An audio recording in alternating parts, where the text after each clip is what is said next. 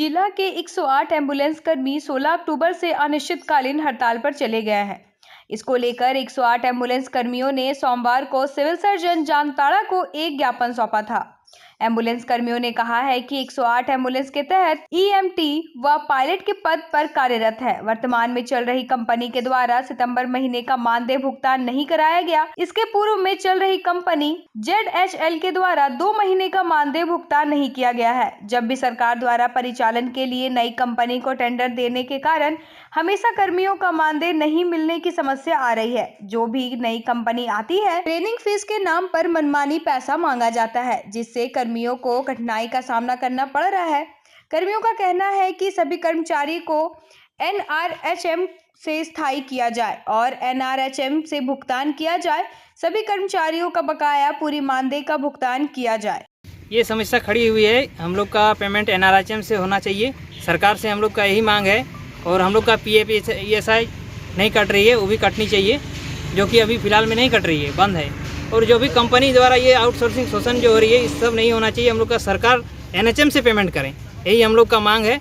और पिछले वेतन जो है पुरानी ZHL कंपनी द्वारा हम लोग से 2 महीना का बकाया रखा गया है, उसको भी अभी तक 15 महीना हो चुका है, लेकिन नहीं मिला है। और ये GBK कंपनी जो EMRI हेल्थ है, इसका भी 1.5 महीना होने लगा, लेकिन अभी तक हम लोग को पेमेंट नहीं किया गया है। दुर्गा पूजा जैसे कि हिंदुओं का सबसे बड़ा त्यौहार है, उतना बड़ा पर्व में भी नहीं मिला है हम लोग का।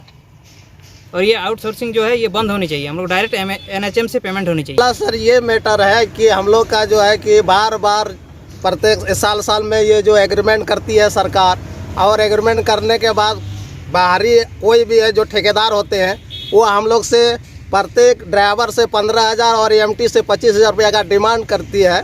तो बताइए सर, हम लोग मात्र 14,000 रुपया महीना में काम करते हैं। और इसके बाद ZHL कंपनी अगला जो आई है, वो 2 महीना का हम लोग का अभी बकाया रखा हुआ है, जो कि हम लोग का जो NRHM से बोला गया था कि भाई जैसे भी हम लोग इधर पैसा रोक के रखे हैं कंपनी का, जैसे देंगे आप लोग को पैसा दे दिया जाएगा। लेकिन सुनने में आता है कि पैसा मिला है, लेकिन हम लोग का अभी तक 2 महीना का बकाया अभी तक अगला कंपनी नहीं दिया है।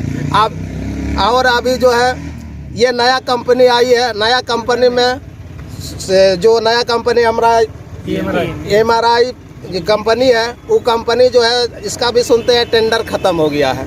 टेंडर कोई दूसरा आदमी को मिला है।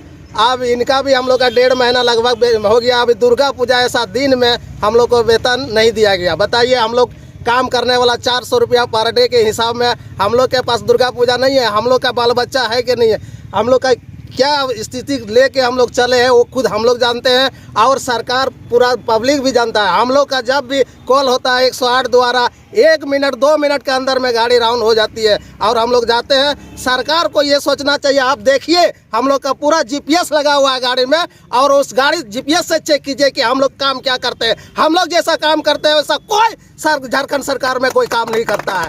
उस हिसाब से हम लोग काम कर रहे हैं। इसके बाद भी हम लोग के साथ सौतेला व्यवहार किया जा रहा है। कहना है कि हम लोग को जो कंपनी थ्रू हम लोग को पेमेंट मिल रहा है, ये NRHM से डायरेक्ट पेमेंट मिलना चाहिए हम लोग को।